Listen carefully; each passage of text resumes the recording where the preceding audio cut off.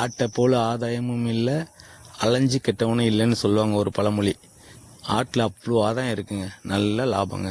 10 தாயாடு இருந்தால் தாராளமாக கிராமத்தில் உள்ளவங்களுக்கு ஒரு குடும்பத்துக்கு தேவையான இன்கம் வந்துடுங்க, நல்ல வருமானம். விளையாட்டாக 4 ஆடு தாயாடு வாங்கிட்டு வந்தேன், 4 ஆடும் சினையாக வாங்கிட்டு வந்தேன். 4 ஆடு 9 குட்டி போட்டுச்சுது. அதில் ஒரு குட்டி வந்து ரொம்ப நோஞ்சலாக இருந்துச்சுது. அப்போ நமக்கு வந்து அந்தளவுக்கு மிச்சம் இருந்த 8 குட்டியும் நல்லா பால் கொடுத்து நல்லபடியாக வளர்த்து 8-9 மாதத்துலேயே அதையும் ஒரு ஆடாக உருவாக்கி வச்சுது. 8 குட்டியில் 3 ஆண்குட்டி, 5 பெண்குட்டி. இப்போ ஆக மொத்தத்தில் எனக்கு 5 நாள் 9 ஆடு ஆகிடுச்சு எனக்கு. அது 10-12 மாதத்துலலாம் 10 மாதத்துலலாம் அது ஆட்டோமேட்டிக் சனையாயிடும், மறுபடியும் வந்து ஈத்துக்கு வந்துடும்.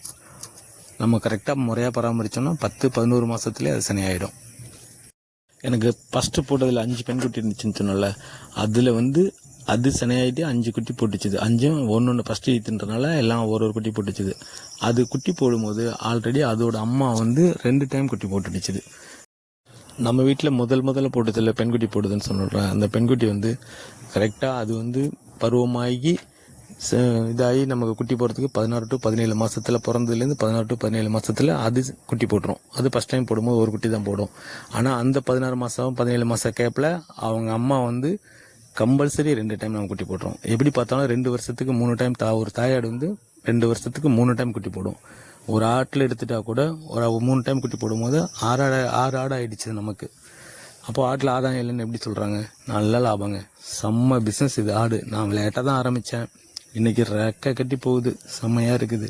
அன்றைக்கி இப்படி தான் ஒரு பைக் எடுக்கணும்னு சொல்லிட்டு டம்முன்னு பார்த்தேன், 3 ஆட்டுக்குட்டி கிடா குட்டி இருந்துச்சு. 3 ஆட்டுக்குட்டி கொடுத்துட்டு 32,000 கொடுத்தேன். 3 ஆடு. சும்மா நம்ம வந்து பெருசாக வந்து ஜாதி ஆடெல்லாம் வளர்க்கல, நாட்டு ஆடு தான், கிராமத்தில் உள்ளது தான். நம்ம கிராமத்தில் என்ன பேசுகிறோம், கிராமத்து ஆடு தான்.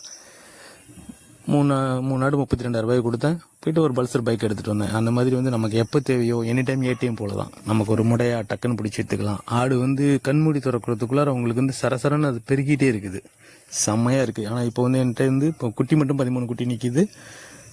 5 ஆடு குட்டி போட்டிருக்குது. 5 ஆடு குட்டி போட்டதில் 13 குட்டி இருக்குது. 3 வந்து 3 குட்டி போட்டிருக்குது. ஆனால் 3 குட்டி போட வேண்டியதில்லை. ஆனால் போட்டதுன்னா நமக்கு கொஞ்சம் சிரமமாக இருக்குது, பால் பற்ற மாட்டுது. நம்ம கொஞ்சம் பால் காட்ட பால் வாங்கி கொடுக்குற மாதிரி இருக்குது. நம்ம கரெக்டாக 2 ஆடு 2 குட்டி போடுற ஆடாக இருந்துச்சுன்னா நமக்கு ஓகே தாங்க. புழக்கடை கோழி வளர்ப்புன்னு சொல்லுவாங்கள்ல, வீட்டில் கோழி வளர்ப்போம்ல, அந்த மாதிரி சிம்பிளாக வீட்டில் இருக்க லேடிஸ், கிராமத்தில் உள்ளவங்க, வில்லேஜில் உள்ளவங்க கம்பல்சரி அழகாக வளர்க்கலாங்க. நம்ம கை செலவுக்கு ஆகிடும், வீட்டு செலவுக்கு ஆகிடும்.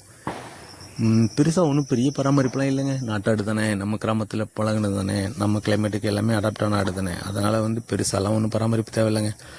நிறைய பேர் நினைக்கிறாங்க நமக்கு வந்து மேய்க்கிறதுக்கு இடம் இல்லை, பசுந்தி ஒன்றும் இல்லைன்னு சொல்லிட்டு. எப்படி பார்த்தாலும் நம்ம வில்லேஜில் இருக்க நம்மளை சுற்றி எப்படி மரம் இல்லாமல் இருக்க போகிறது கிடையாது. ஒரு எமர்ஜென்சியாக மரத்துலேயும் தலை உடச்சி வச்சுக்கலாம்.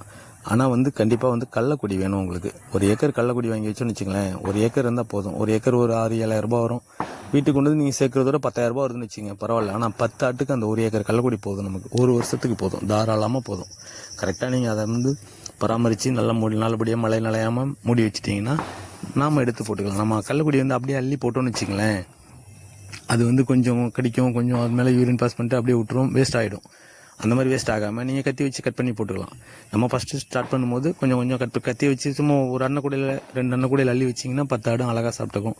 கையில் கிடைக்கிறத தலைக்குடி செடி ஏதாச்சும் உடைச்சி போட்டுக்க வேண்டியது தான்.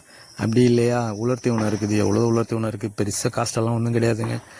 அழகாக வளர்க்கலாங்க. எல்லோரும் வளங்க, விவசாயிங்களுக்கு சப்போர்ட் பண்ணுங்கள், விவசாயத்துக்கு சப்போர்ட் பண்ணுங்கள். இந்த வீடியோ பிடிச்சினா லைக் பண்ணுங்கள், ஷேர் பண்ணுங்கள், சப்ஸ்கிரைப் பண்ணுங்கள்.